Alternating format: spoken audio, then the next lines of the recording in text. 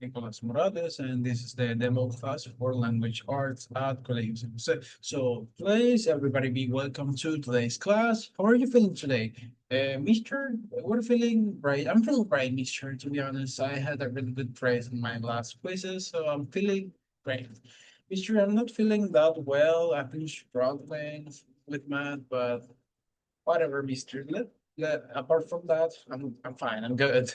Mister, how are you feeling today, class? To be honest, I'm really excited about today's topic. So let's take a look.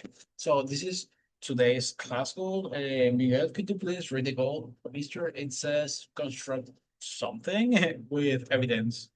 Yes, class. Today we're going to construct something with evidence. So I would like to start today's class with this statement. This is something that I think in class. I think that AI is not beneficial for education because people cannot be replaced by machines. I mean, I could not be replaced by ChatGPT. I wouldn't wish that. I do not wish that. So, what do you think about this? Yes, Juan, go ahead. Mister, I do agree with that. I do not think that you can be replaced with ChatGPT or Gemini, like in any, there's no possibility, and you could not be replaced in any way. So I agree with that statement. Okay, Juan, that's great. Got a lot. And Mr. I disagree with that because I think you could be replaced with ChatGPT because ChatGPT could do the things that you do in class. ChatGPT could, or any AI could explain a topic, maybe explain an exercise, develop quizzes, and yeah, ChatGPT could do many things that you do in class, Mr. Okay, Carla, that's okay. But class, think about it. What do you think about this? If I said that, like out of nowhere, would you believe me? Or like, would you trust me? Yes, Carlos. Mister, I would trust you because I think that you are a reliable source of information. I wouldn't think that you would lie to us. Okay, Carlos, that's a really good compliment, but it's not like that. It doesn't work like that. Okay, yes, Juana.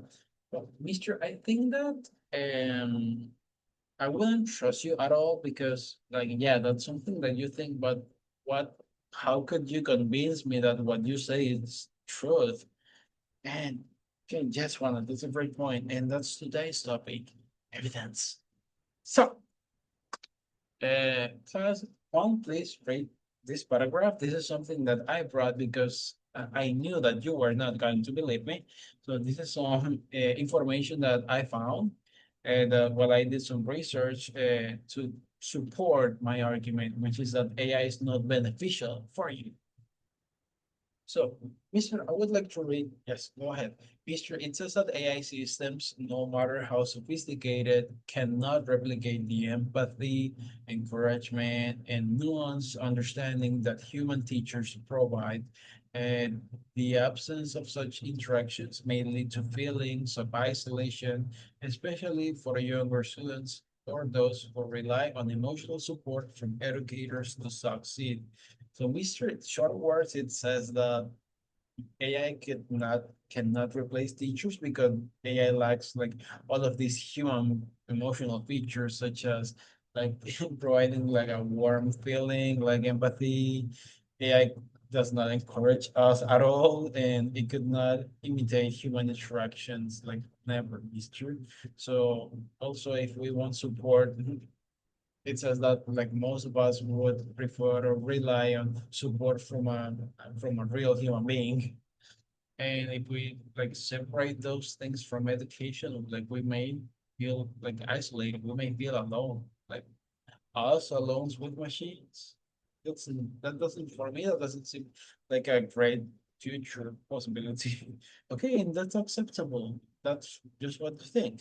So class, please, for everything that you like, want to say or that you want to prove, you need something to support your statement, your opinion.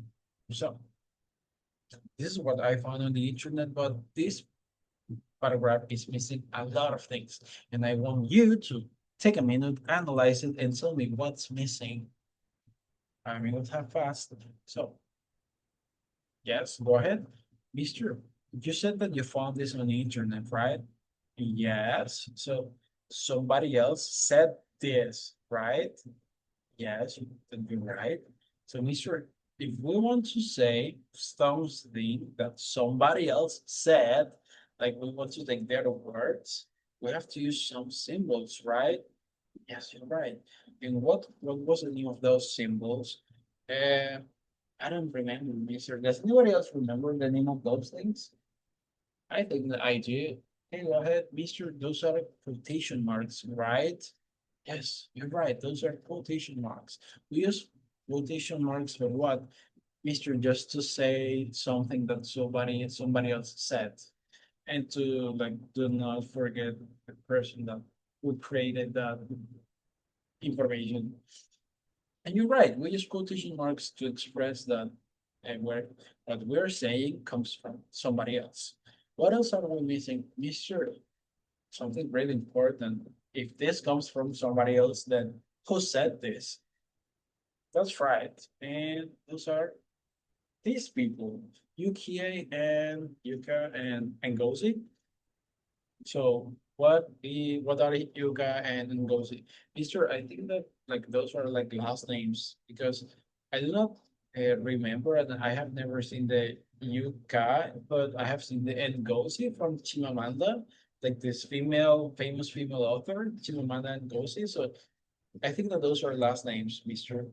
And yes, you're right. These are last names. So in order to like give this intellectual property to somebody else, we have to use people's last names. So if we're going to talk about the ownership, we have to use the last names of the authors. So what else are we missing? Class, let me be honest, we're missing two things. Think about it. Mister, I think that I have an idea. Okay, this comes from somebody else. We have the name, last names of these people, the quotation marks. But Mister, when was this information produced? Published? Yeah, published. When was this published, Mister? Because that's important. Okay, why is it that important? Why couldn't we just use like a 2000s article, like a year from the, like an article from 2001, from 2001, let's say? Mister, because I think that if information is recent, then it is better because all the information may be likely to have a counter article, a counter study that is recent. So, Mister, I think that we have to look for recent information. You know what? That's right. You are right. We have to look for recent information. So, class, we're missing the signature, like the date of like when this was published. Yeah, that's what we call date of release, specifically the year. We need the year of when was the study or article published. What else are we missing, class? We're missing just one thing. Mister, I think that okay, so now that we have like who produced, who wrote the document that we are using, the date of release, the quotation marks, Mister. Where, if that's what they said, like specifically what they said, where in what part of the document, like where in the document did you get that information? Like, yeah, like where did you get that? I think that he's referring to like the page number.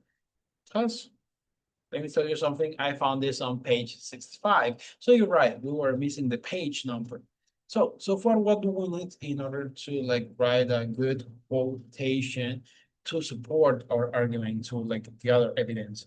Make sure we have to look for first the author, the date of release. Make sure I do not remember like the other features. Okay, somebody else help her. Make sure the quotation marks and the page number.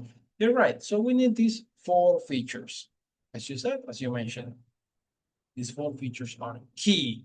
They are mandatory in order to write a quotation, a direct quotation. So, plus, now let me tell you something. Let me ask you something. If you want to like do some research about the topic or something that you want to express, where do you look for information? Where do you find your information? What are your sources of information? Mister, I really like to use blogs to maybe gather some inspiration, and some information about the topic. But like in order to develop my ideas, I use, or it would be the best option to use like academic articles, studies. Is that right, Mr. Webb? Yeah, you're right. You can use like websites to gather information, to gather like general ideas, but it will be always better to use articles and studies. Like they have a better development of ideas to gather information to support what you think. So, class, let me show you something. I know that most of you use Safari or Chrome as your web navigators. But today, let me show you this one. Microsoft Edge, I know that it is not that popular, but Microsoft Edge is a great tool because it has like many tools inside of it. So for example, what do you think about this website? Mister, it will be hard for me to read this website because I have this dyslexia, so I tend to get confused, words and letters get mixed, so it has a lot of information, subtitles, images, so Mister, it's really hard. Okay, that's something that we have to address. And let me tell you something. Microsoft Edge has a tool for that, which is called immersive reading. So as you can see now, the page is simpler. It reduced a lot of unnecessary information, a lot of subtitles, a lot of pictures, a lot of ads. So as you can see, you just have the text and a few images, and that's it. So it has less unnecessary information, less content, but not important content, not relevant content. But what if this is not like, oh, what if this does not fulfill all of my needs, Mister? Well, let me tell you something. You also have this tool, which is called, let me choose, let me just choose this, which is called reading out loud. So if you click here, you can like use the web navigator to read the whole website. You can choose the voice, you can control the pace of the voice. So let's check. This is a high pace, low pace, and yeah, and regular pace. So you can use Microsoft Edge for this. In class, if you want to find articles, I would recommend you use Google Scholar. You can find like a lot of really good articles. You can just type a topic or something that you're interested in. Let's use these advantages of AI in classroom. As you can see here, you can filter by date, by year. And let me choose this one. If you click here in quotation, you can also find all the information that you need to write a quotation. So it's what are those names similar to you, Mister? Aren't those like the ones that you use for your quotation for your evidence? You're right. Those are the ones that I use to support my argument, and they are here. Ngozi and UK 2025. So let's open it. And class, you here in Microsoft Edge, you also have like this tool called Copilot. It helps you like gather information. You can ask questions. This is a AI from Copilot, so you can let's ask just to confirm when was this version of the article released, and it tells me that it was released on 2025, which is what we just saw before. So you can use Copilot, Google Scholar, and many other websites combined to gather a lot of information fast. So now, what we are going to do, sorry, is that together we're going to develop an argument regarding the agreement or disagreement about the use of AI in classrooms. Please support your argument with evidence. And after developing this, check the evidence and the format with a partner. So before we start, what do we need to write a good quotation? Mister, we need the author, the page number, the release, the date of release, and the page number. Okay, that's right. We need those features to write a good quotation. And after that class, we're going to do a debate. So please write good arguments. And I hope you enjoyed the class. Thanks for attending.